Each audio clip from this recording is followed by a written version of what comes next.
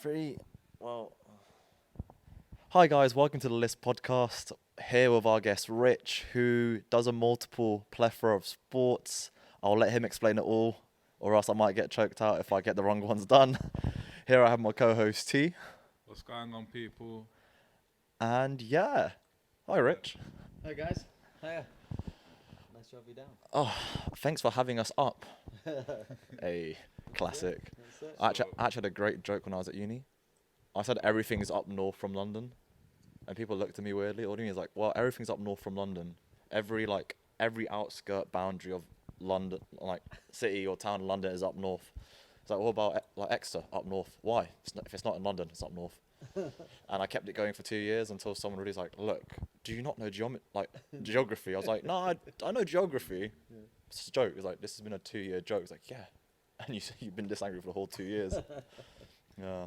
You know, we're going to do something super creative, I swear. No one's ever done it before. First time you're seeing something like this in your life. It's not on TikTok or loads of other podcasts, I promise. Yeah. Okay. So, you're going to rank 5 fighters, but you're not.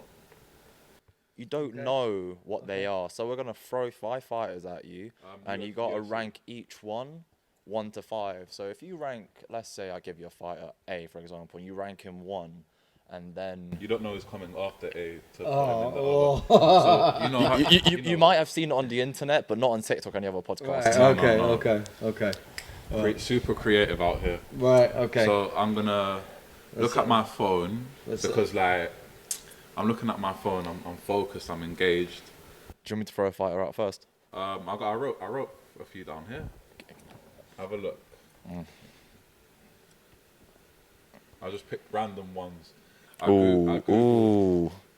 I'm trying to make. If you got better ones to add No, in, I've got one. I googled greatest UFC fighters Okay. of all time, and then I just sort of mixed it up. He did a lot of research on it. Okay. Yeah.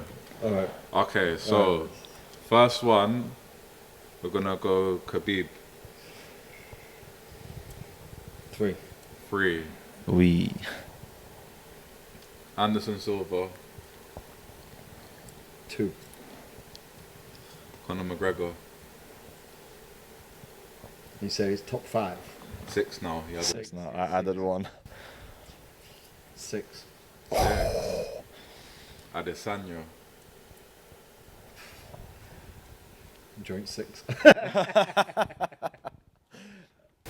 5. Amanda Nunes. I mean, she has to be up there.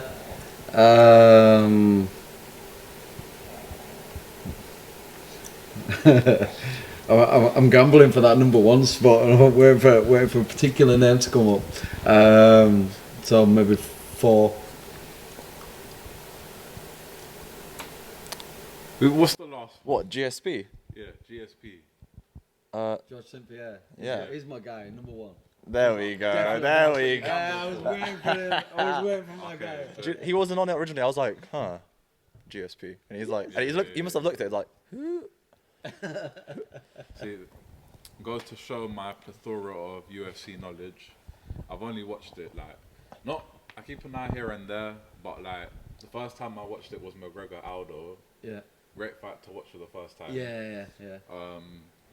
Kept an eye on Khabib. It's a Snapchat. Yeah, it was a Snapchat. No, but yeah, keep an eye, but not religiously watcher, but appreciate the art, appreciate. Good. Yeah, nice. But yeah, Nice. so I actually interviewed Rich for my dissertation a few years back on anxiety and the perception of anxiety in combat sport, and we had a very interesting, insightful chat about anxiety, perceptions, whatnot. And I remember one thing you told. So to start you off and learn a little bit about you from the beginning, you said you came from a rugby background. Yeah. So Yeah. Could you talk us a little bit about that? So I started. It was kind of rugby and judo around the same sort of time. Okay. So I was around kind of 8 years old. I was getting into a couple of different sports. So my first one was rugby. Yeah. but obviously learning that I was always pretty small for my age. Yeah. So I needed to have some skills, some format to improve my tackling. Okay. I started doing judo because I like the grappling sports, and yeah, basically I came through the ranks, at town level, at city level, Yeah. came through the like under 11s, under 13s, under 15s, under 17s into the academy level, and then I got to play professionally. I had a 1-year contract playing professionally. Was this league or union? League. Yeah. Well, we are up north, so. Yeah. You know, it's double Who for? checking. For York. Ah, nice. So I had a 1-year contract playing professionally for York, and then yeah, basically they were changing from Radhill York to York Knights. Okay, So yeah. the big change in management. They cancelled all the 1-year contracts. It says the best bet for you now is to kind of go back playing amateur, get scouted again, and if something comes up, then it comes up. I went back playing amateur, and I didn't really kind of vibe with that like amateurish attitude. Fair. I mean, I was still trying to live like a professional athlete. So I was making sure I was in bed at 10 o'clock every night. I was watching my diet. I was doing extra strength and conditioning sessions, and everything else. Then I'm turning up on match day, and guys are turning up with a hangover. They've had a warmed up kebab for breakfast. Okay, that's a new one. Warmed up kebab for breakfast. Yeah, Oof. I'm sure that there's some like food hygiene things there. It's like, oh, they didn't get food poison or something. I don't know. However, this is what then made me turn around and go, you know what?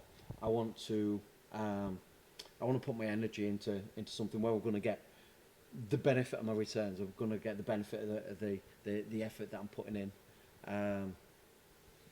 So that's when I started to have a look around, and it was around that time that I found we used to go down to the local HMV, Okay. and finding combat sports. There was no like kickboxing, but there was the first video that I fought that I found was the Valetudo World Championship from 1997. 1997. 1997 Ooh. World Valetudo World Championship. So before the UFC even existed. Yep. And it was a guy called Marcos Ruiz, Yep. who's a really famous Brazilian Jiu-Jitsu black belt, versus Oleg Taktarov, is now a movie star. He moved over to the States, and he became like the Russian bad guy in every movie that he kind of starred in. He kind of real stereotyped, and before the fight, they were saying, "Oh, the Brazilian Jiu-Jitsu black belt is going to take him down to the floor. He's just going to submit him, and this, that, and the other." But they ended up having a 30-minute stand-up war, bare knuckle MMA, and it was just absolute carnage, and it was brutal. And I was like, "Wow! Like, where can I get more of this?" Like the extremity of the sport was what fascinated me. And then I went back to HMV the next week looking for more videos, and then I found one video, and it was the most extreme ring sport in the world, Muay-Thai Volume 1. Oi. And it was video footage from over in Thailand, and I was like, this is the shit. This is for me. This is what I've been looking for. And like I said, the rest is history. I went around looking for a Muay Thai gym. I found a kickboxing gym. Yep. Started doing semi-contact kickboxing, but then I lasted about 6 months with that, because they were it was semi-contact kickboxing. Yeah. You got you got told off for excessive contact. Now, when you start getting disqualified on every tournament for excessive contact on what's deemed to be a combat sport, I was like, there's something wrong here. Oh. And like I said, one day I turned up, turned up at the gym, and all the mats had gone, all the bags had gone, and the guy that turned up to train was like, "Oh, do you want to have a bash at Thai boxing?" I was like, "Okay, well, what's the difference here?" It's like, "Oh, I've got some pads. Let's kick some pads." So we sat kicking the pads, and he was like, "No, it's not semi-contact anymore. This is like proper fighting. Like you're kicking as hard as you can." And I started kicking the pads, and yeah, like I get goosebumps still talking about it now. And yeah, I was hooked. Oh, So right. that's the ramping. That reminds me of my first time playing rugby as well. You know, from going from playing football, swimming, basketball, tennis, doing judo, and then being a Serbian. I was like, did not know what rugby was. Not because I was like born over there, came over here. I was like born here. I was like, my parents. I've never seen this like game on TV. I don't know what it is. I'll give rugby a go. Yeah. I'm like, oh, that was fun running into people. Look, you don't need to tackle as long as you're really good at attacking. It's fine. Because the best defense is a good offense. So just keep like slamming it forward, which isn't the right quote, but you know, you just gotta go along with it. And yeah, I've never looked back to either from rugby. I mean, there's been moments. I'm assuming there's been moments in your life where you've done like either a competition or you've done a prep or something like that, and you've just been like afterwards, like I never want to do this again. You've kind of thrown the gloves down. You're like, yeah, no, forget this. I'm not doing it anymore. Well, I mean, like I said, from rugby, Yeah. there were times in rugby when, yeah, I'd taken a bit of a kicking on the pitch, and one of the beauties of moving over into combat sports was that I was always a bit of a gobby kid on the rugby pitch. I'd wind up all the prop forwards, so they were more intent about. You sound like a halfback. Perfect, yeah. How did you know? Oof. You said gobby. I was like, I know it straight away. Yeah, those gobby little scrum halves, fly halves. And so they were more intent about hitting me than they were about getting the ball. Exactly. And this was one of the things about kind of mind coaching and psychology and stuff like that really got me intrigued. And so, well, like I'm happy to take a whack if we win. Oh, 100%. And so it's like all right, okay, well, I mean, I think it was one of those things where when I had the toughness from rugby to then carry it over into combat sports, and then when you're doing combat sports, it's a weight category sport. When I had my first fight, I was like, yes, I'm fighting another little dude. They were like, perfect. 100%. It's like I'm no longer facing like big prop forward second rowers. Yeah, fighting no. another little dude. I can take this all day. That's what I feel right now. Not because I'm on the wing, and for some reason I'm bigger than a lot of the wingers in my league, even though I'm only about 87, 88 kilograms, 6'1". Yeah. But like everyone else in the league is about like, you know, sub 6 foot, Yeah. like 80, 70 kilograms. You're like, I feel big for a winger. That's Yeah, great. yeah. And then you get one of those like out of nowhere, those like specimens that play in the backs but are still like, you know, 120, 6'4". You're like, why are you there? Like, I don't want to tackle you. Like, obviously, you've had some fights where you looked at the guy, you're like, how the hell is he in my weight class right now? Well, and this is the science of weight cutting. Oh, There's a science to weight cutting. There's a science to how to manipulate your weight through kind of carb depletion and stuff like that, so that you can drop your body weight in order to hit a particular weight. Then you bounce all that weight on exactly. within 24 hours. You put like 10, 15 pounds back on. Easy. Yeah, I think it was. The biggest one that I had was I weighed in at 61 kilos the day before. The next day I was 70. So 9 kilos. What's that, like 18? 2.25, Yeah. 20, So 22, 20 pounds. 22 pounds, So something like that. 20 pounds in 24 hours. Whee. So how much are you doing to lose all that weight? Like, what exactly are you going for? Yeah. He's in the sauna, just in the sauna. Well, there's the sauna, there's carb depletion, there's like controlled dehydration over the previous kind of 7-8 days.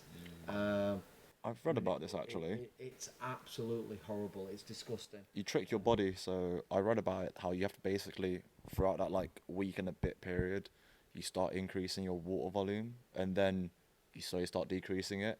to the point where you trick your body into thinking it has that water still there. Yeah, yeah. And so your body starts releasing more and more water through, like, you know, going to the toilet and like sweating. Yeah, yeah. When in reality, you're like, I have no more liquids left. My body's just literally draining itself dry. Yeah, yeah. And I mean, there's a number of different strategies that are used. But the thing is now, like with there are a lot of people that still go through that weight cutting process, but there's a lot more kind of sport science that's readily available online and stuff like that, so that you can manage your weight more effectively. And yeah, okay, I may have dropped like 20 pounds, Yeah. and put that 20 pounds back on again. But I dare say it wasn't one of my best performances. I think I was fortunate on that particular fight. I ended up knocking the guy out in the first round, because like I don't know whether I'd have taken any body shots at that point, because I was that stuffed. I think I had food poisoning. It wasn't a pleasant sight. It never is when you're trying to like get back into. Yeah, just feeling sluggish and lethargic. Just feeling really heavy and Yeah. like it wasn't. It's like being hungover. Wasn't good. Yeah. Wow, how long are you? How long in general are you putting your body through that to get ready to be able to make weight? Yeah. So Like rough. I mean, I know it's different for each person. Like on a general basis, you'd be looking at probably a 6 to 7 week training plan. Yeah. Ideally 10. But if you say like generally 6 weeks, so that you can keep a roll and build momentum. But then so there's a difference between weight loss and weight cutting. So weight loss is like keeping yourself in the calorie deficit. So like if you look at the maths of it, it's a 500 calorie deficit every day totals up 3,500. 3,500 calories at the end of the week. That's how many calories are in a pound of fat. So in like scientifically, it says that you should be losing like a pound of fat every week, and so then you can gradually bring your weight down through controlled weight loss. And then there's weight cutting, where you're cutting carbs out and stuff like that, so then you can have a fast shed of water to then bounce the weight back on again post weigh in. I didn't know it got that complicated. That's what I wanted to talk about it. Before I was like, you know, weight cutting is pretty chill, and I was like, nah, it's way more complicated than that, because you know, there's a plethora of sports. I'm using the word plethora a lot because I think it sounds intelligent. Plethora of sports that have weight categories. So weightlifting, a lot of like combat sports. Weightlifting, of course, for one as well. Any sport that has to do with lifting weights, so even powerlifting. And, you know, some people perform well out of competition. Mm-hmm. But obviously after the weight cut and after everything you have to go through and endure, it gets to the time of the competition. And it's just a massive like emotional and physical like. Puts a lot of stress on the system. Exactly, because it's not like you're trying to lose like body weight, like muscle or fat. You're just trying to dehydrate yourself, and when you dehydrate yourself, we've all seen those scenes in like the films and like the desert and everything. When you're dehydrated, things just don't go well. You start eating the sand because you think it's water. Tasty stuff. And how many times do you think you've been in that situation where you've done the weight cut to reach it, and afterwards you're like, I don't think it's going to go well in the ring? I mean, I think I was always pretty well like lasered in. When I got to the fight, there was never really any like element of doubt. I mean, mind coaching is my thing, and like performance mind coaching, getting ready for competition and that kind of thing. I was always really kind of really focused on that. I was saying about there's been a number of times throughout my career where I've I've had either bad weight cuts or poor training camps or been battling with injury. I mean, the list of excuses could go on, but I'm not an excuses guy. It's like we are what we are, and you deal with it, and you put in your best performance, and you do your very best. So if you look for excuses, then you're already kind of sabotaging your own performance. Yeah. Oh, fair. You know what? I'm remembering a quote you told me a couple of years back. Okay. Yeah. Over-analysis leads to paralysis. Yeah. Am I correct in that? I remembered it right? Yeah. So there's paralysis by analysis. So this is one of the things that happens when people are like overthinking and you're getting into that kind of you're getting into that territory where we all have creative minds. The more creative the mind, the more you can potentially create more anxiety by setting up so many negative events from that point. But if you're focused and lasered in onto the work that you have done, these then become your tangibles. These become your things that you can stay focused on to almost latch your confidence onto the action. And when you latch your confidence onto the action, this is what can also make you kind of obsessive about training. I mean, this kind of like links to. I don't want to talk too much because it's not something I've exactly read. But in terms of like the different personalities we show, and I heard it in a podcast from a researcher. I think the podcast was called The Sports Psychologist, Dan Abrahams, big up. He had someone, and she said, I don't remember the guest, but she said something about the more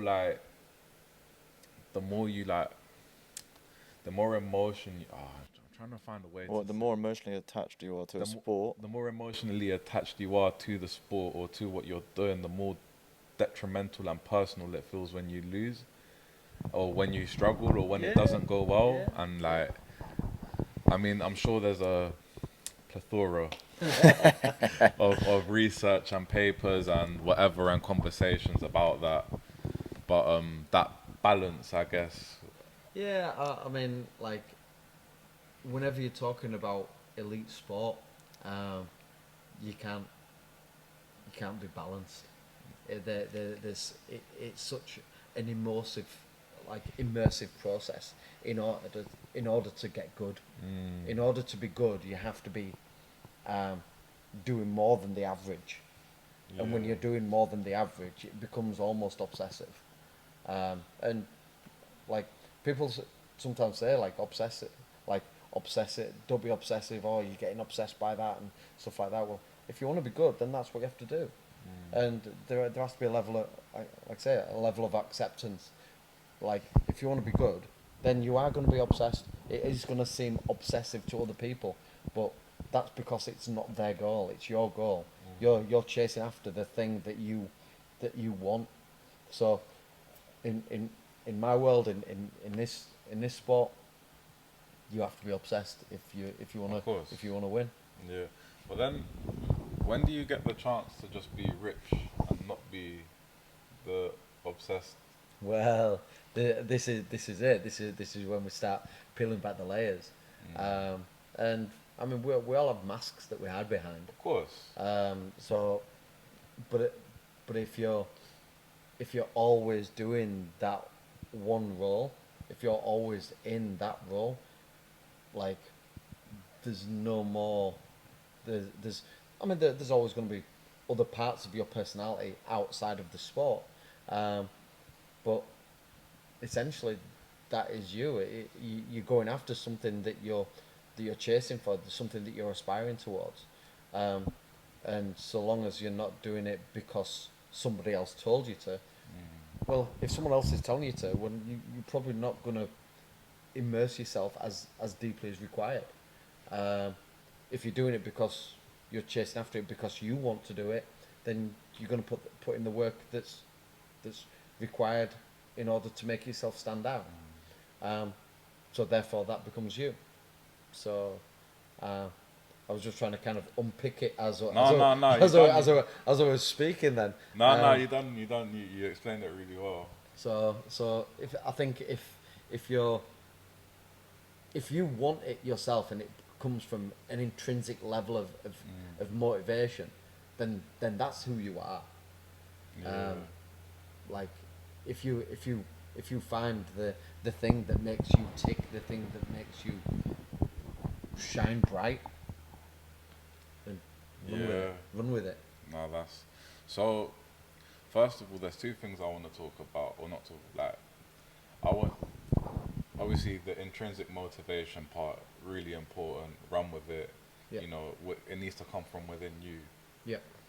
On the flip side of the same coin, with extrinsic motivation, how would you classify its importance for someone trying to do something, or opposite of importance, not opposite, but If it detracts from performance. yeah. I mean, extrinsic motivation is doing stuff for other people or for external rewards. So you're probably not going to be as invested. Well, this again, I'm unpicking it as I'm talking. Do your thing, man. I'm thinking that well, if it's coming from somebody else, then I'm not going to be as invested in that end result. So therefore, I'm not going to be as motivated or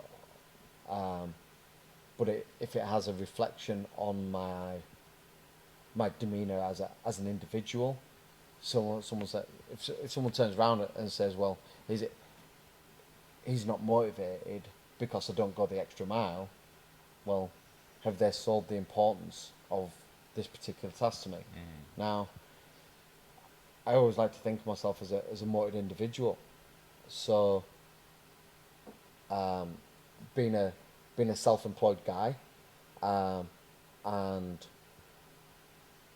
running my own gym and everything, well, the buck stops with me.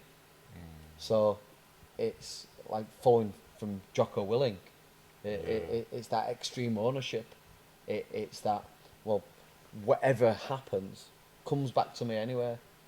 So if I'm chasing after a dream or something, then yes it's coming from me, but am I going to take ownership when I'm working in it? Say when I'm working at UFC. When I'm working at UFC, we take extreme ownership and we can pass that message on through our line of chain of command, our management structure. There's always someone that's their responsibility for, so you can kind of pass it on. When I'm working for some of the other organisations, then there has to be a bit of intuition. There has to be a bit of like self-motivation to go, right, okay, this is a problem. How can I take an answer, find the answer, and then go to my boss and go, oh, I've sorted that. Is that okay? Like, you want to be the guy that brings... You don't want to be the guy that brings a problem all the time. You want to be the guy that brings a problem, and there's an answer. Is that good enough? And then a good manager goes, nice one, well done. Wow. So, rewinding a little bit back to the rugby. Yeah. Just because there was something I wanted to ask you, but you were saying some really good stuff, so I didn't want to interrupt you. Okay. It was the cultures between the two, and now that's what I originally wanted to ask you, but now we're talking about, now that we've talked about this extrinsic and intrinsic motivation and the dynamics in terms of having that motivation for your team compared. Yeah. So how would, so first of all, let's talk about so those are two things I wanted to. Right. So Okay. first we'll go on about the culture and the contrast and how was that, and how do you feel about the two different cultures in those two sports in terms of rugby and when you started doing your Muay Thai and Um, I mean, I like the professionalism that I had when I played rugby. When I played rugby for York, um, it was the like looking for that 1% improvement every day. Like, what are the like? You look at the big factors such as sleep, nutrition. Um, are you hitting the main targets on your sleep and nutrition? Well, that's probably 80% of your recovery. Everything else beyond that is then kind of 1% gains. Um, and that's one of the things that I kind of carried over um, into Muay Thai, and I think it's one of the things that carried me up through the ranks really quickly. Because within like 3 or 4 years, I was fighting for English and British titles. Within like 3 or 4 years, um, seeing how like professional sport play the game, and then taking ownership of that myself to manage myself around um, around combat sports. Um, I think that was the differentiating factor that took me to that kind of next level, and got me to kind of British title standard really quickly.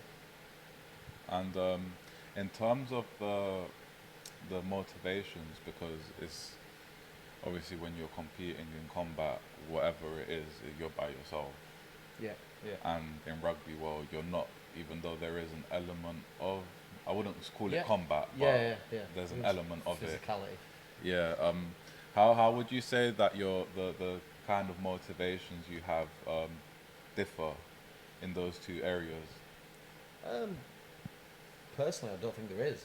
No. I don't think there is a difference. I mean, I like as a when I played rugby, there's yes, it's a team sport, but it's I think that intrinsic motivation that we talked about earlier is that like extreme ownership. Everything's my fault. And so Okay. even when you're working in a team, there has to be that extreme ownership where everyone takes responsibility for the end result. Like if you're sitting back because you're in a team sport, if you're sitting back and go, well, oh yeah, that's his responsibility. I don't need to worry about that. Like people are gonna play their role. They're gonna do their job. However, if I'm there to support and we are truly working as a team, then you're going to get good results. If someone is selfish and looking to go, well, yeah, that's their responsibility. I don't need to go over and help. I don't need to go over and assist. That's not a team mentality. That's a series of individuals that just so happen to be in a collective known as a team. Okay. So therefore, they're not contrasting and working synergistically. Look at that word. What a word. What a word, man. I was about to say. Yeah, we're having a plethora of big words today. There's no thesaurus under the table or anything like that. It's No all, thesaurus. It's all from the heart, all from the brain. All from the heart, all from the brain, and all from nothing. We're just that good at imagining like new words. No, but that's understandable though, because a lot of teams, you do have big egos Yep. in a lot of team sports, and I've seen it through a lot of my like old teammates, not current team. I'd never say that about my current team. I've seen it for a lot of teams that there's just one player who's kind of more egotistical than everyone else, and I always say, to some degree, you should be an egoist. You should you should say you're the best player because you need to do your job fully, 100% to the best way it can be. Yeah. And you need to have the ego to be like, look, I'm better than him. I'm gonna mess him up. I'm gonna score a try. I'm gonna run through him, blitz around him, whatever. Yeah. But some people are like, oh, it's a team sport. Yes, but it's also an individual. How you said it, you can still be an egoist and still work within a team, because you do need the other 14 players Yeah, to win it. Or You 12. can't. Or 12. Yeah, true. Yeah. Or 6. You know, or 8. Depends what code we're talking about. But in mixed martial arts, obviously you have to be an egoist to some degree, but you also have your coaches, you have your team working with you, Yeah. and you sometimes do need to, in my opinion, take a step back and listen to what people are saying outside the ring in order to do better in the ring. Yeah. Has there ever been a time where you've literally had to throw all reasoning out the window and be like, look, I know what's best for me right now in the ring. I need to like, sack off what they're saying and just do what I think I need to do. No. Because it's better to get a second like perspective of how the fight's going and everything like that. I think this is one of the illusions of combat sports in fight, thinking that fighters are egotistical and stuff like that. If you want to be good, you need to be coachable. Yeah. You need to be able to listen. You need to have a non-egotistical mind. Now, the thing is that I'm going to sound like an old man now. Nowadays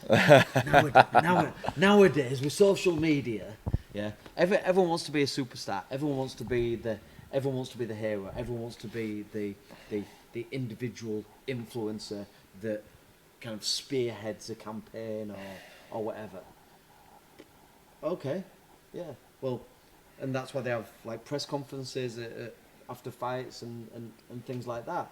Well, yes, they're going to sell tickets. Yes, they're going to do whatever they have to do in order to build themselves up.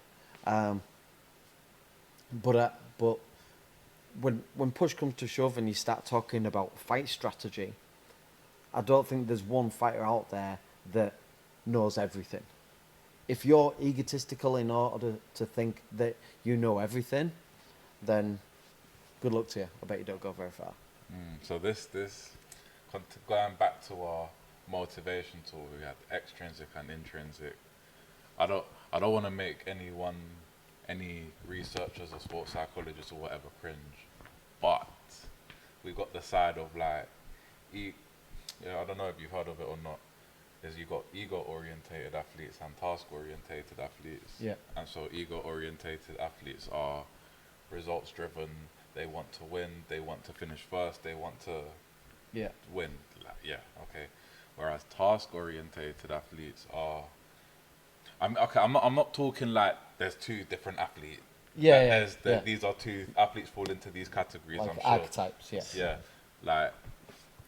But the task-orientated is more focused on the improvement and on the learning side of things. Yeah.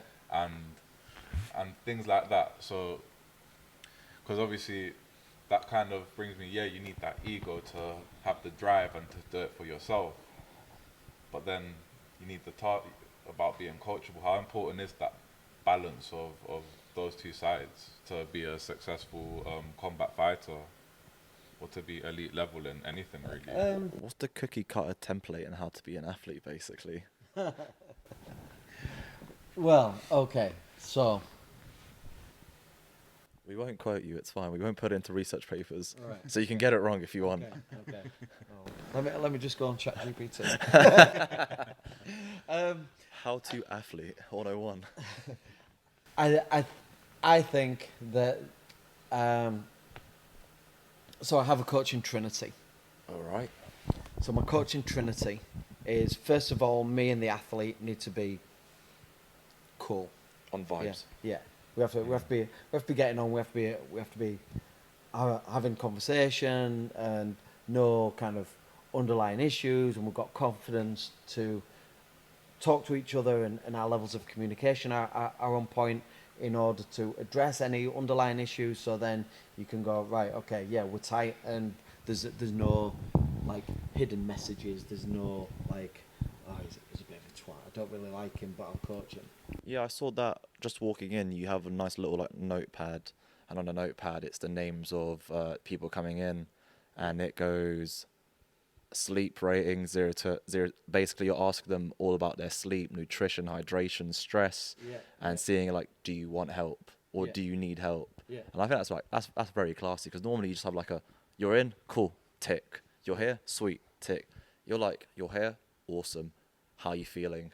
How's this? How's that? Like, not a lot of coaches, when they see it, like visually, then they might approach it. But with this one, it's like, you have so many people coming in.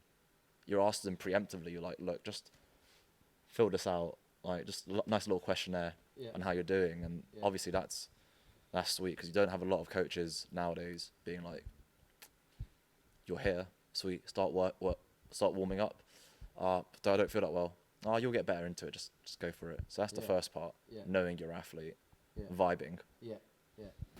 And I think like for me, it's like you're saying, we're getting such a turnover of people coming in, going out, and you're like, I wonder what's up with him. It's like it's not as on point today. It's not vibing that well. He's a little bit slower than normal. Well, let him work. Just let him work. Come round, have a look on the sheet, and sleep score. Give himself a 4 out of 10. Had a shit night's sleep. Leave him be.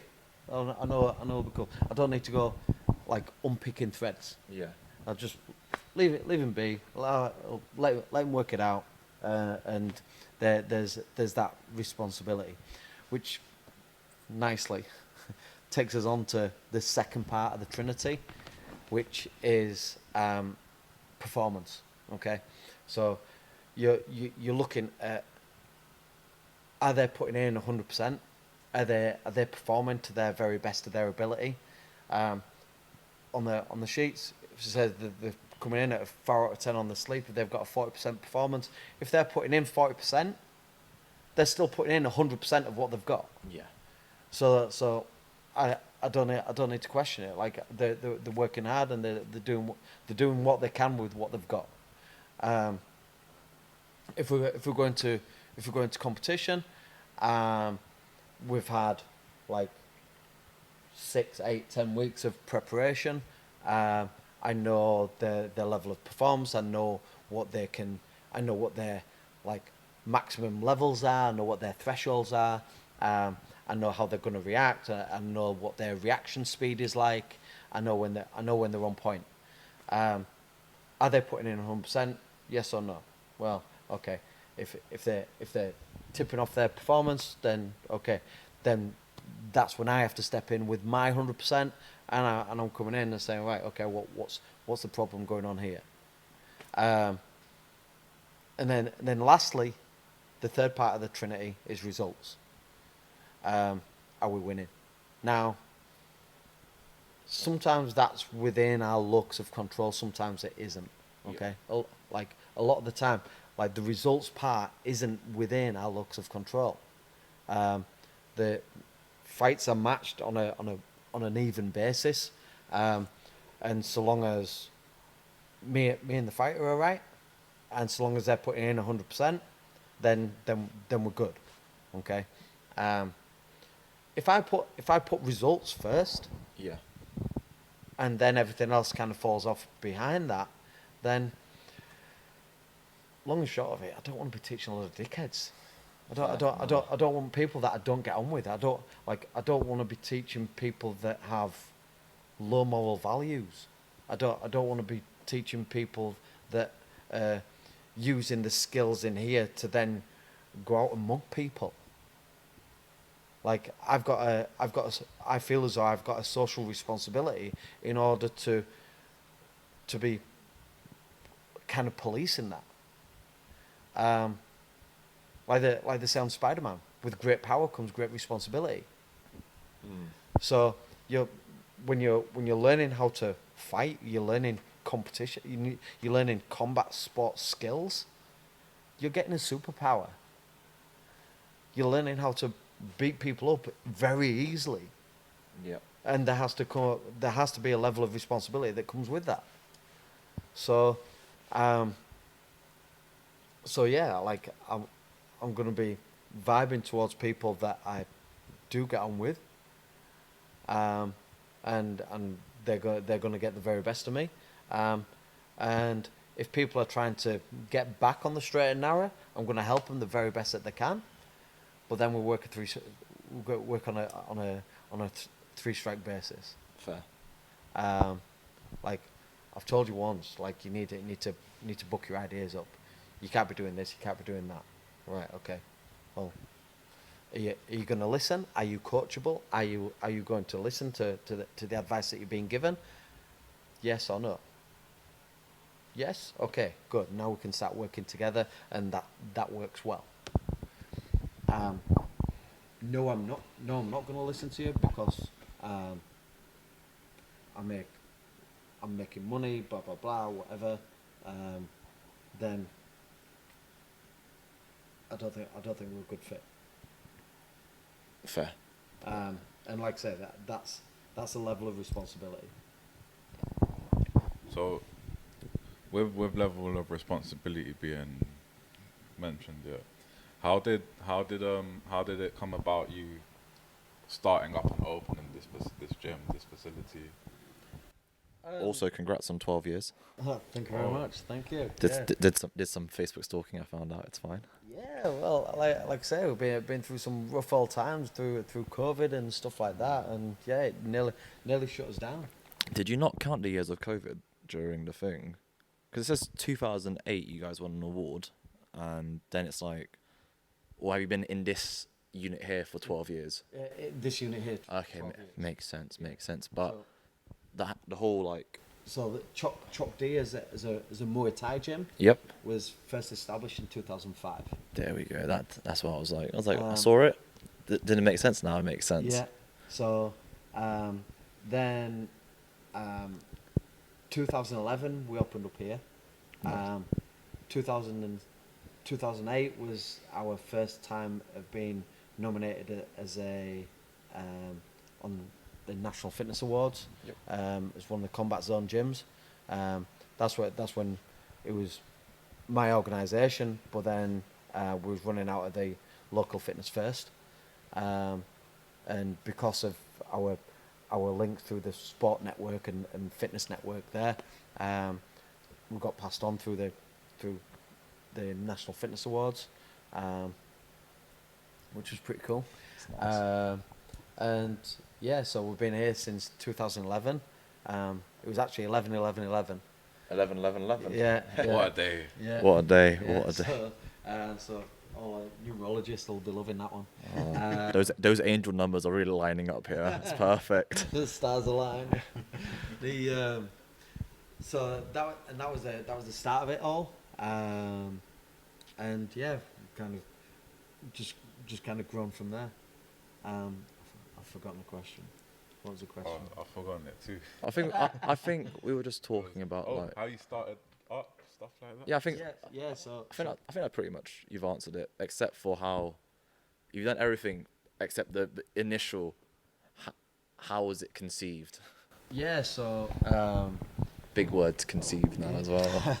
so What an episode! What an we're episode! getting in there now. We're building up our lexicon. Yeah. No chat GPT here. Come on, LIS. Build up your vocab. What one word? We were driving up before Tarek took an hour and a half snooze to play the trumpet. He was like, "Do you know what we should call the people that watch the pod? What? Our listeners." And I looked at him. I was like, "That is the best dad joke I've heard in a while." Eh? Brilliant. I mean, like that's sort of why. Yes. Yeah. Then you went to sleep for an hour and a half. I was like, "Oh, gosh." So yeah, we had the. So when I was running out of the Fitness local fitness first, I bumped into the fitness manager there, which was called Joe Sugden. Okay. And yeah, basically we started chatting. Then I asked her out on a date. And how'd it go? And then now we're married, and we've got 2 kids. And it was. Sounds like a great day. Do you know what? I was really going to be like, yeah, no, it didn't go well, but now we're business partners, so it's all right. I was like, and nah, Yeah. So. less drama, it's just more work. I like it. Basically we working together there, and then Joe's working out of the Bannatynes up at the top of the road here. Okay. She was a fitness manager there as well, and one day coming down, saw that they were building all these new units down here, and went on, had a look. I was working as I was just like self-employed, of just like pads in the back of the car and going out to people's houses, doing personal training at people's houses and stuff like that. I've been made redundant from the railway, and I was just kind of bouncing around doing my thing, and yeah, basically Joe found this place, turned up, had a little walk around, got some tape out on the like marked out where the mat would be and where the ring would be, and there's it was like empty shell at that point. So it wasn't furnished. Ah, fair. I was gonna say it's a bit too good for it to be furnished like this. So imagine you just walk in, it's everything. So you're like, huh, this is how I thought it would be. Yeah. Nice. So that, and then like I say, we've been through quite a few changes. So we used to have like changing rooms all the way down at the bottom there, where the weights are now. This was the old weights area up here. So they were all the changing rooms, and then we took those out during lockdown. Yeah, during COVID.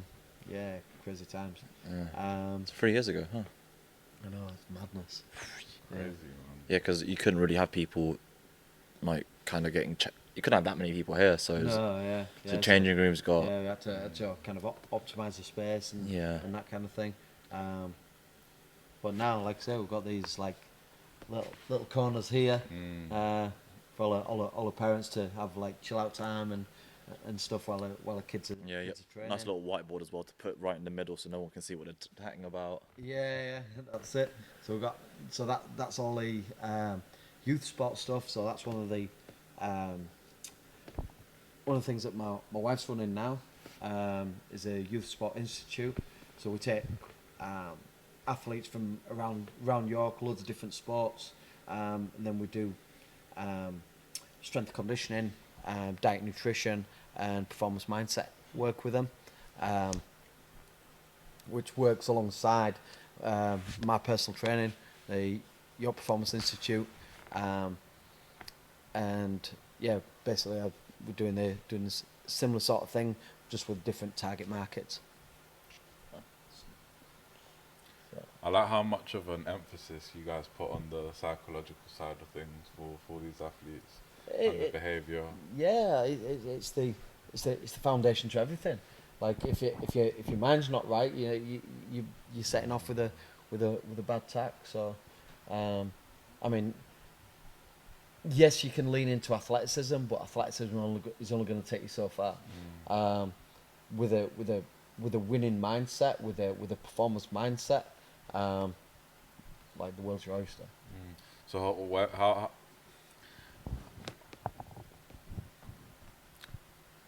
I always freeze. It's like I'm buffering. You know what I mean? Like, Mate, you gotta get ChatGPT out, bro. Get the questions out. No, but it's like, how did performance mindset become such a integral part of how you approach your coaching? Yeah. So, like I said, one of the things that I found through combat sports is that it's very easy to lean into the strength conditioning. It taps into that kind of like Goggins stuff where they're like, oh, you gotta do more. You just gotta grind. You gotta put in the work. The primal mind of like just keep doing the same action over and over again, and you'll get results out of it. Yeah, like who's gonna carry the boats? Who's gonna carry the logs? Who's gonna carry the logs? And like just get like putting in that work, but then like you kind of take a step back and go, well, okay, they're kind of pushing up against a brick wall.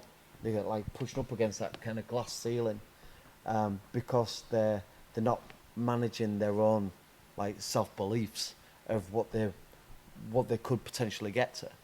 I mean, we've got guys here that like when they initially started, who was saying, "Oh, I'm just coming in just to get fit," and then realizing how much potential they've got, and they've progressed on into competition and stuff like that, and it's just seeing that growth of individuals, and I can embrace a new challenge. I'm brave enough to address all the anxieties and all the stresses and all the kind of overthinking things that happen when you're going towards competition.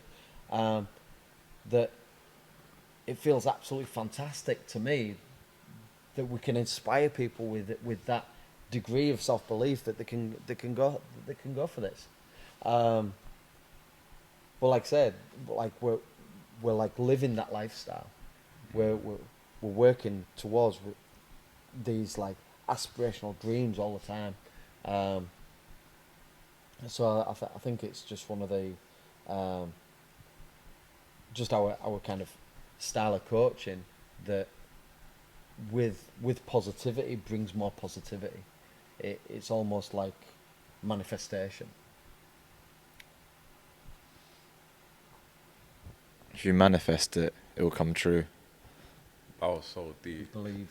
Once you believe, you will achieve. Because I think that, you know, the idea of having someone like David Goggins to motivate people, it's great, don't get me wrong. It's wonderful having, you know, a source of motivation where someone literally is yelling at you through a screen and you're like, this is going to motivate me to go like running, go training, X, Y, Z. And the way you said it is like, yeah, they'll reach a brick wall, they reach a glass ceiling, and like, you know, they'll get to a point where it's not just about the physicality, it's about also the mental side of it. But then again, you see like images and videos of David Goggins, like, you know, post runs or everything is like, you know, broken bones in his feet, like swelling in his legs too, to the point where like all the fluids build up there, and he puts his hand on it, and you're just like, I understand it, but like for everyone, like everywhere, to be doing what he does, it's just not plausible. Yeah. Because he was fighting demons, he was trying to get into Marines, trying to do everything, did Hell Week 3 times. And you're like, that takes a special man to do. You work a 9 till 5, and you just want to be fit, and the motivation to basically do that. I'm not saying it's bad. I'm just saying, like, you know, you can like tone it down a bit. Well, like I say, with this, going back to the intrinsic and extrinsic motivation, if you're doing it to copy people, Yeah. then yeah, sooner or later you're gonna come up against that kind of glass ceiling. But if it's coming from inside, then you'd be willing to do it. So, I mean, I always said there's no traffic in the extra mile. True. So if you want to go that extra mile, then it has to be down to you. Like, there's no one else that can do it for you. What a quote. There's no traffic in the extra mile. That is a tattooable quote right there. What a quote. Yeah. Sorry, that was... I really like that one. Yeah. So, and it's like you have to want to do it yourself, and I think one of the things about it is that if you're doing it for anybody else, then you're not willing to go through the pain, you're not willing to go through the trauma, you're not willing to push yourself what's required in order to get that result. So I think all these things need to be self-motivated. So if like I say, if you want to do it, you'll do it. If you don't want to do it, okay, someone else will. Just maybe not for you. That's why we took a 4-hour trip this morning to get here. Yeah. No traffic. No. And that was extra. What do you mean there's no traffic? 100 and- You were sleeping. You weren't in. I was in the traffic. Do you know what? Look. We've taken a lot in. Let's take a bit of a detour into the part of the show where I like asking ridiculous questions. What is, and be honest with me, your go-to meal deal from the supermarket. It can be any supermarket. It can be Asda, it can be Tesco's, it can be Sainsbury's. It can even be a Greggs or a Wenzel's, but preferably not, because I need something to like, associate the price to £3.40 or £3.90, depending if you have a club card or not. We had a shocker of a last one with Fiona Cooper. Ham and cheese sandwich. That's what she said. I mean, she made up for it with the quavers. Okay, not Yeah. made up for it, but like, And it's then- a respectable A craver. respectable cravers. She had Diet Coke as well, which I think is the inferior Diet Coke, but it's fine. That's my general opinion. So Okay, so don't disappoint me, on please. on a meal deal. You've been on fire, Rich. Let's Yeah. keep You've been on fire. Let's keep it. Let's keep it Alright, going. let's keep it. Let's keep that vibe going. I mean, okay. I'm gonna be going for a chicken Caesar wrap. Okay, that's solid. Ooh, that is. What supermarket is do you think has the best chicken Caesar wrap? Asda Tesco. Oh, I that is- agree. Tesco for sure. Yeah. Asda haven't tried their one. Sainsbury's It's, one it's, tastes it's a not. bit It's cheesy. not bad. It's not bad. It's not bad. Nah, it tastes a bit cheesy. But then Snack time. for the snack time. Okay. Yeah, this is always dodgy territory. Okay. Yeah. Let's see. If it's like eggs, then Boiled eggs, mate. Boiled eggs. Yeah. But the thing is, like when you go in snack time, it's all chocolate bars and crisps. there's no health. I'm looking for my protein. I want my protein. He really 15 grams. ends up protein. Yeah. 15 grams of protein in every boiled egg. So Wait. Can you Pause. get boiled eggs in the meal deal? Yeah. So you get two. You get two Yes. in a pot. Really? Yeah. there you go. Interesting. No, I don't think it's. Is it 15? I thought it was a bit less. Depends how big the egg is, no? Touche. Because it's 70 calories per egg, and 140 for the pot, and obviously you need to account for the fat in the yolk. Yeah. So yeah, just Yeah, give or like that. take, give or Yeah. take. Okay, And cool, then, sweet. So you went from chicken Caesar wrap to boiled eggs. I won't lie, I get the boiled eggs too. It's fine, You man are Yeah. weird. bro. It's just No, honestly, you're not weird. You're just some health freaks. technically, being weird is also being normal, and being No, normal is no. kind of weird too. Yeah. No, being weird is great. It's great. Apart from when you eat boiled eggs. No, Mate, I'm throwing too mate, much. I'm like, In Serbia, when it comes to Easter, we literally boil so many eggs. So I'm like, for the next like two-ish weeks, having constant boiled eggs. you know, are they hard boiled? Hard boiled, no, hard boiled. Hard boiled. Like they're not.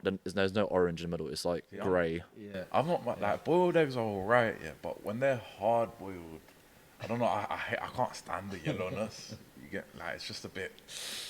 I don't know. I just say it's just how it's just the texture. It's just like Yeah. it's off. If it's over hard boiled, then it starts Yeah. that's tasting all dry. Oh gosh, it's like you're like eating it like. And there's basically Stop like crying. grey Yeah, and it's and kind the- of sticks to the roof of your Yeah. mouth. Oh. I don't like that bit. Yeah. What about your drink? Finally, Ooh. Is this where the vice comes in? Is it gonna be something artificial? No, not really. is it Not gonna really. be a flavored water? Some places they do the like Costas. Okay. Ah, do you get the canned coffees? Oh, you get actual No, you coffee. Get, yeah, get the. Oh, Re- yeah, on- yeah, only yeah, only yeah. on only on the Oh, those are regulars. in the meal deal. Yeah, only on Yeah. the regulars. Yeah. Oh. So so long as it's before midday. Like midday is my cut-off point for caffeine. Ah, fair enough.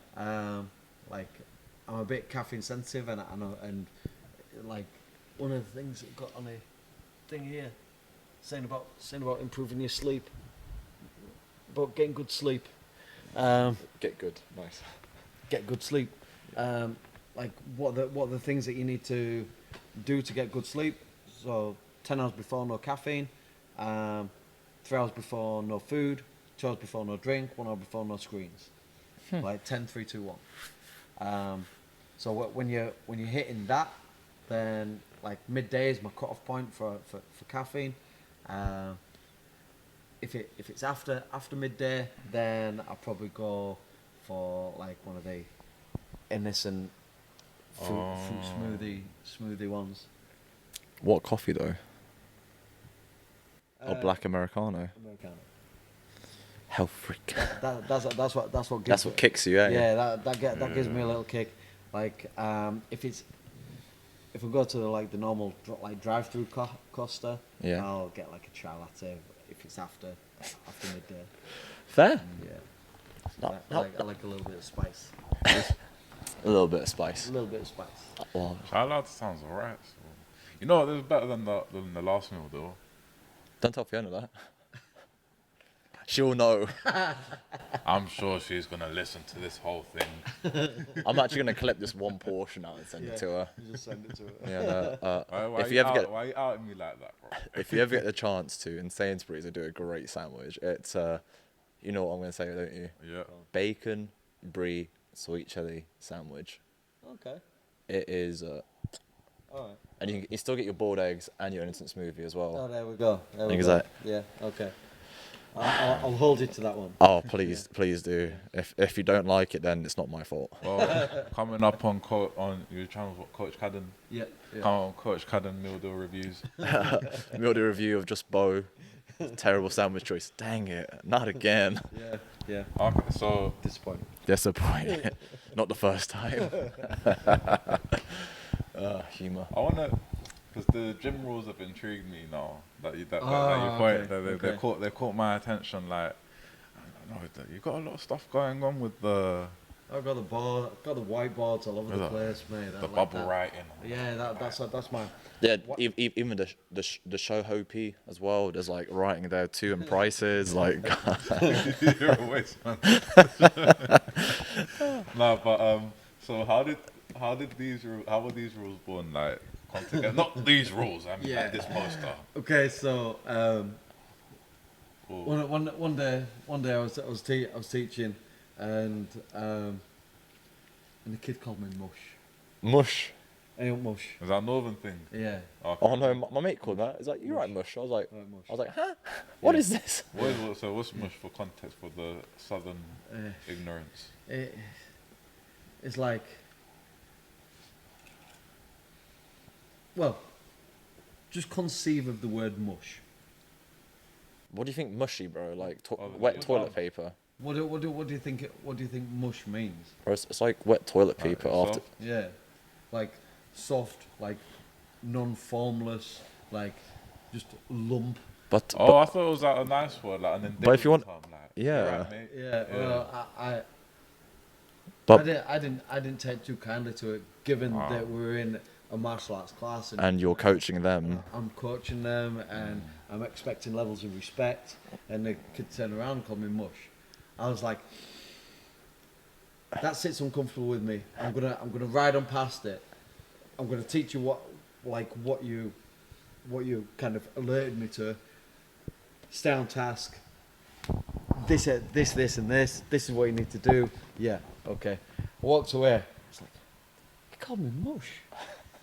And it I was like, I was like, ah, yeah, you sir, miss, Mr. and Mrs. Coach. Like, bow, greet your teacher, be polite. Who's I'm Mrs. like- Who's Mrs. Coach? What? Yeah, my wife.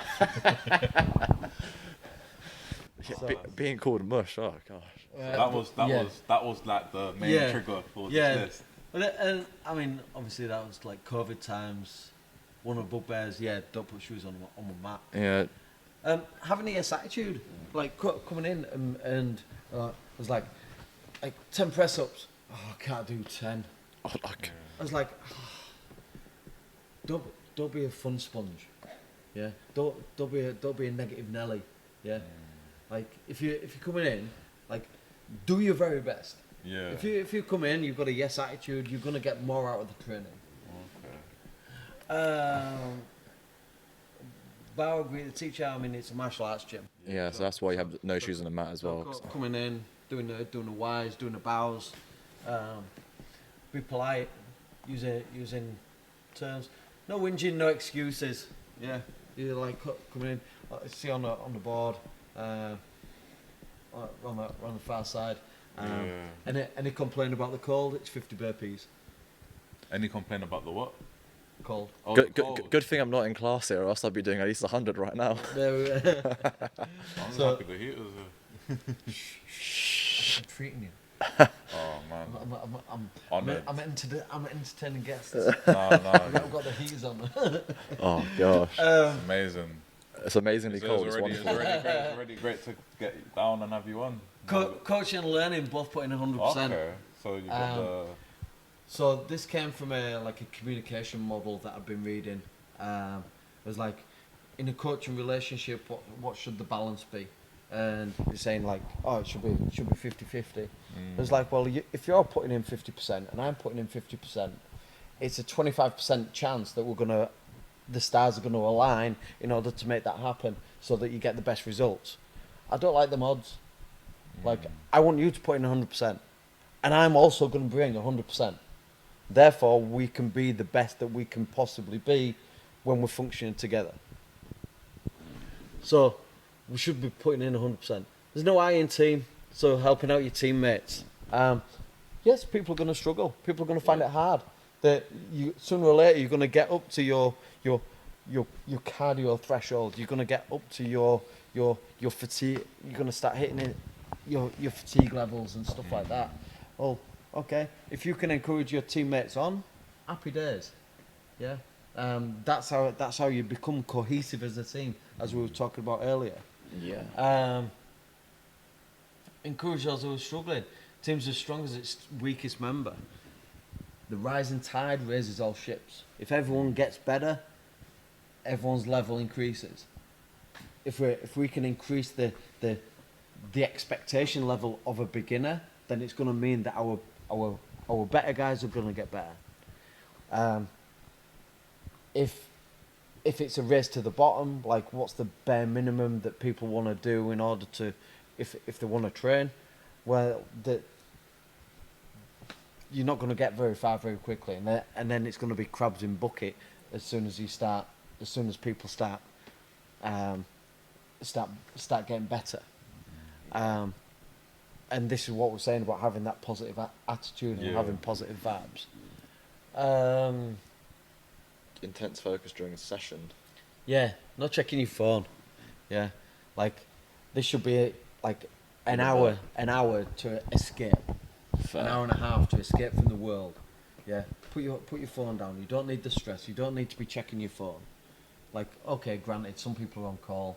So like the other day, one of the guys, his girlfriend's pregnant. So like, okay, yeah, no problem. Yeah, Fair. she's ready to drop at any point. It's like, okay, well, leave your phone at the side. Anyone else? Yeah, you don't need that extra drama. No.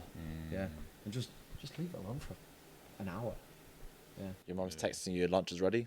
Just sleep for an hour, mum. It's fine. It's cool. Drink your water and take your bottles home. We've got a box full of bottles. Yeah, there. bucket there, Yeah. one there. Yeah. At least they're trying. Yeah. Get good sleep. So The 10, 3, 2, 1. Yeah, 10, 3, 2, 1. Tell your instructor if you have an injury. Put your equipment away. And then, like I say, 1 inch at a time, 1 step at a time. The consistent pursuit will better, 1% better every day, and discipline will get you there. How often has 14 been an issue as a coach? That actually came from the time when I was personal training this guy for maybe 5-6 weeks, and I was getting a bit. Why isn't he putting in more effort? Like, I'm trying to inspire him. I'm trying to give him little tools and stuff like that. He doesn't seem to be getting any stronger. What's going on here? I don't quite get it. And it was like, then it started to become a bit of a, he's booked in. All right, okay, yeah, no problem, yeah. And then I spoke to him. I was like, have you been doing your extra training? Like, these things that I keep telling you, like, say, so one of the things that he was struggling to do 10 press ups, and he says, well, what is it that you're not doing? So I suggested that it was maybe like every time you go upstairs, do 2 press ups on the bottom step. Yeah. So it's incline press ups. Yeah. A little bit less weight, should be a little bit easier. every time you go upstairs, and then slowly but surely you're going to build up enough training volume in order to get fitter, get stronger, and you're going to be able to, like, I expect to see some development after a month and a half, and you start getting to, like, he was quitting at 3. I was like, if I can get him to 6 or 7 by the end of the month, then we're making progress. And he wasn't doing it. I was like, okay, what is it that we're not doing here? I was like, yeah. So I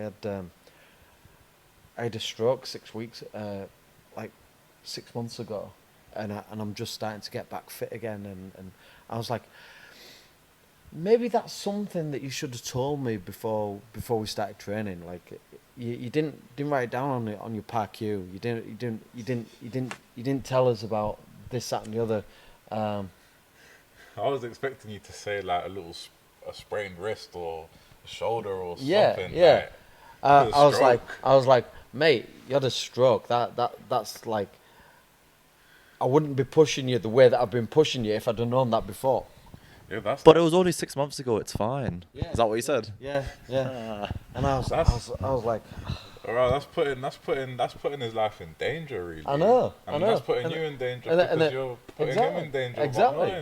Without even knowing. And that's why the physical activity readiness questionnaire is there before every PT session. Yeah.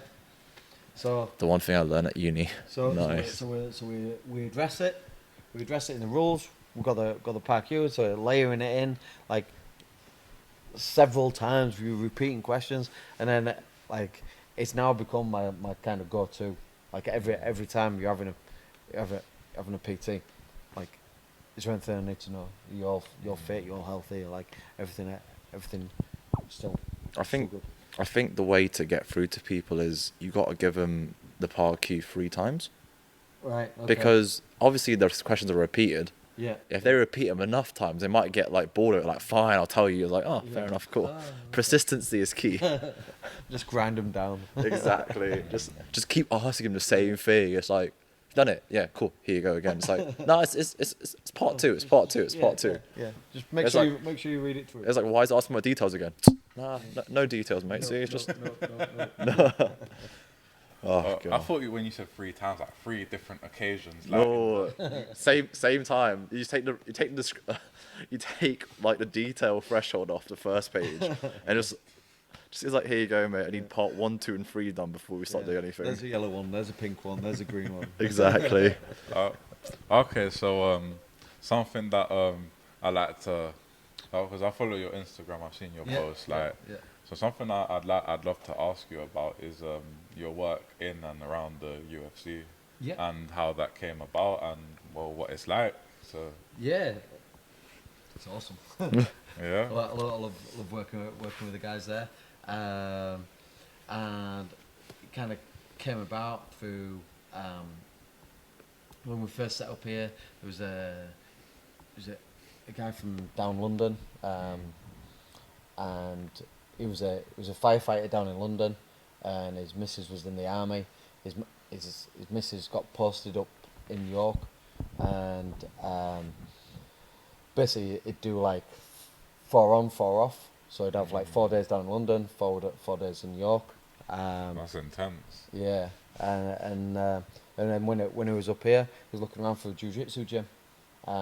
Came down, and I was a white belt at that point. He was a purple belt, and he just basically used to beat me up for 2 hours. In the middle of the day, I learned so much from him. Like, just kind of as a white belt back then, and yeah, like from there on in, I won all the medals up at the far end there, on my first few jiu-jitsu tournaments,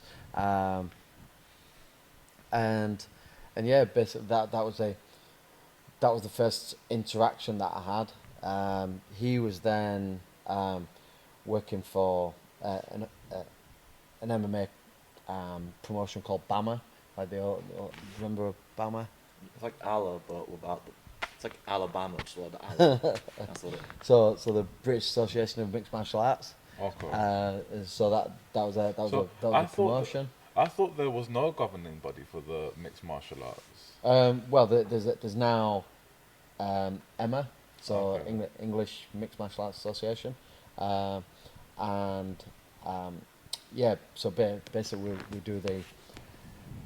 He invited me to go along, be part of the commission team at BAMA, um, and then I've been working with the commission teams throughout all the different um, mixed martial arts associations, with BAMA, Bellator. Used to go out to Russia pretty often, working with ACB, and then changed to ACA when they got changing the name, went through rebranding, um, and yeah, got invited to do to work on the UFC, and do the commission with all the UFC Europe now. So all European gigs and all the ones on the outskirts, out to like the Middle East, Abu Dhabi, and stuff like that as well. So for a bit of context, what is commissioning? What does the commissioner So do? so commissioning is basically like fighter police. You're policing and watching the fighters, make sure that they're wearing all the equipment that they're supposed to be wearing.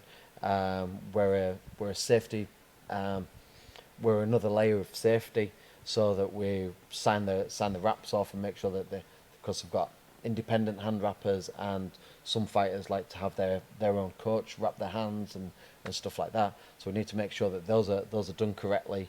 And then we're also a liaison with the live TV. So where the fighters are, where they're supposed to be, when they're supposed to be there, which makes the live TV production run smoothly. We're also a safety check when they're in the ring, and they're in the cage, and making sure that the cage is left in a ready state. And then when we're escorting the fighters out, we'll take them through for medicals and drug testing and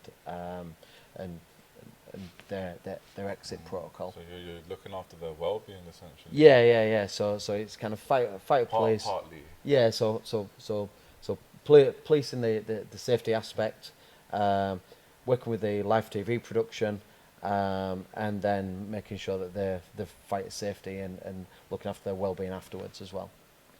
Interesting. And so it's a full kind of full service all the way through, from when they're entering the arena till when they're leaving. How long have you been doing that for?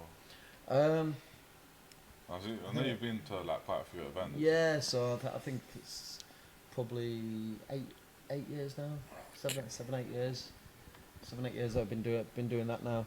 I got to do the Fight Island through COVID and stuff like that. Oh, So wow. so I had like three long stays out in Abu Dhabi.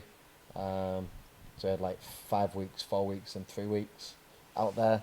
What was that experience like, being It was, down there for so it was long? it was awesome.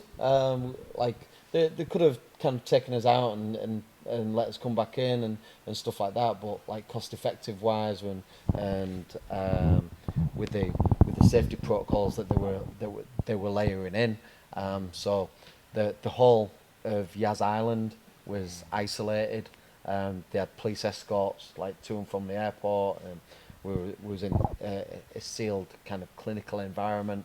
We was getting tested every other day, which was intense. And then yeah, we was doing these. So for I think there was maybe 3 or 4 of the fight nights, and then there was 3 numbered UFCs when we was out there. Wow. Yeah, I remember there was a lot going on down in that part of the world. So another thing that I'm interested in knowing is, what's it? I mean, I don't know how much you interact with the actual athletes, but maybe probably not. I don't know. It depends. But what's it like just being around that kind of elite level of like, do you see something different in how they're switched on, or how they Yeah, behave? I mean, following through from my own background and getting to the elite level in Muay Thai, you start seeing the sports science protocols. You start seeing how people are approaching things in a maybe slightly different way. You start seeing their levels of professionalism and communication styles. Um, like we work at an elite level anyway. I try and bring as much professionalism into the gym as I can. Hence having rules, hence having protocols, hence having an understanding of levels of expectation that the fighters should be doing outside the gym as well as inside the gym. So it's a that true fighter lifestyle.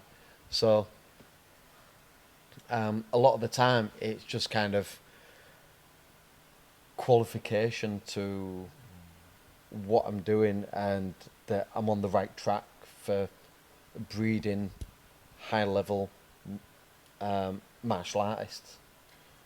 And so we're talking about like, because this is like, I don't want to say anything without, I don't want to say anything that sounds stupid or ignorant. Like, okay. It's but okay. it's It's like- okay. It's your podcast. You can do whatever you want, mate. It's fine. no, like, There's no silly questions. Like No, like but- it's probably something that people want to know anyway. I kind of, well, firstly, it's like Muay Thai itself has there's a couple things. Because talking to a couple Muay Thai people in a few years back, there was some like in terms of like governing body and how it's Yeah. run and Yeah. those kind of issues, and but then there's like the professionalism is in Thailand, but then so there's that side, Yeah. but then there's also, is Muay Thai kind of practiced in MMA in the UFC? Are there people that use it, or is it less used, or like that? Because like I remember, like this is like I don't know, I read YouTube comments and stuff Yeah. like that, and you Yeah. know you pick up a little notion. I try not to get too much unconscious bias or too much. Yeah. Like, but is that a thing where it's not used in the UFC as much, or is it, or like, Yeah. I mean there's a lot of there's a lot. Generally, the striking within mixed martial arts is Muay Thai. Okay. Yes, there's a heavy boxing bias. However, given that they can kick, knee, elbow, and everything else, then it just makes sense that that would be the preferred form of striking. If I had to make an assessment, then I would say it's probably 20% striking, 20% Muay Thai, probably 60% wrestling, and then 20% jiu-jitsu. A whole 120% right there. Well, so yeah, 20% for your Muay Thai, Yeah. 20% wrestling, Yeah. 20% jiu-jitsu. Oh, fair enough. How does because Muay Thai is a striking sport. Yeah. How Yeah. does Muay Thai differentiate from? I know, like, I mean, people that know fighting and know things like Yeah. this are probably Yeah. looking like, what is this? But like, how is Muay Thai striking different from just striking and like the general boxing style? I know it's completely different styles and this kick, but why are those two separate things, and how you're breaking down what you're telling me? Yeah, so it comes down to the rule set of what you are and aren't allowed to do. Okay. So in boxing, because it's just your hands, you can change your stance. You can have a slightly wider stance. You don't need your legs to be agile. You can have a little bit more of a bladed stance. In kickboxing, you can kick and punch, but there's no knees or elbows, so there's nothing at that kind of middle range distance. Some kickboxing associations don't allow kick to the legs, so again, you can get away with having a more kind of bladed sideways on stance and be lifting your lead leg out as a defensive mechanism. Because there's 8 limbs to use, the art of 8 limbs in Muay Thai, you can punch, kick, knee and elbow. You can kick to the legs. There is an element of grappling where you're looking to essentially kind of get hold of the head, get hold of around the body, and lift knees and elbow when you're clinching, which is a real nice kind of transition point to take it from the 20% strike, 20% Muay Thai into the 60% wrestling, where there's a heavier bias towards kind of takedowns, and that's where there's probably a scoring bias towards wrestling. But then if you do end up on your back, it's not the end of the match, because there could also be ground and pound and stuff like that as well. So the guy underneath, he can use kind of Brazilian Jiu-Jitsu and playing a guard game to manage distance, and using his feet and using like a close guard to pull someone in and keep himself safe. So there's a little bit of a kind of MMA breakdown of how these kind of things kind of work together. That's a lot to take in. I feel like this whole episode's been a lot to take in, actually. It's been just non-stop, constant, feed dripping me information for the whole thing. I've loved it, man. I loved it. It's been I wish we had, several more hours to, sit down, but you're a busy man. We have to get back to London. So I wanna finish off this one with one question. If you could do this life you've had with martial arts, I don't want to go into, your belief systems, if you could be born... No. If you could do this, would you do it all again, or would you do it differently? That's a great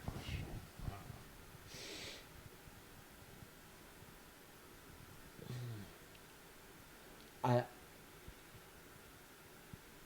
I don't live with regrets, so I would still do it the same. However, given how the sport of mixed martial arts has grown, I may have taken a different path if that opportunity was presented to me earlier. However, because I grew with the opportunity to fight under Muay Thai and get out to Thailand and make all my friends over in Thailand and have those opportunities to experience that part of the world as well. It was absolutely fantastic, and I'd never change that. So yeah, my hand has been dealt, and I would play that hand again. So that means he would do this podcast again. You've heard it from us here first.